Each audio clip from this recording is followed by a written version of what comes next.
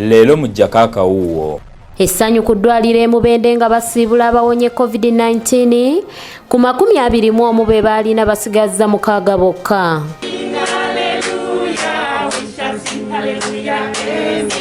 Leero tusiibudde abalwadde 12, so okugatta awamu twakasiibula abalwadde 15 era tusigazaawo abalwadde 6 bokka. Leero mu Jakaka wuwo.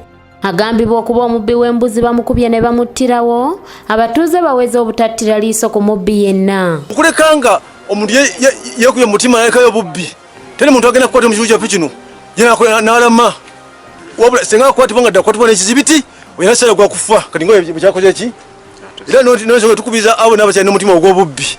Leero mu Jakaka wuwo.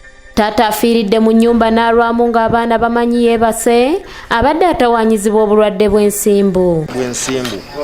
Okuva emyaka egiyise emabega eyo obulwadde businga omusumbuwa.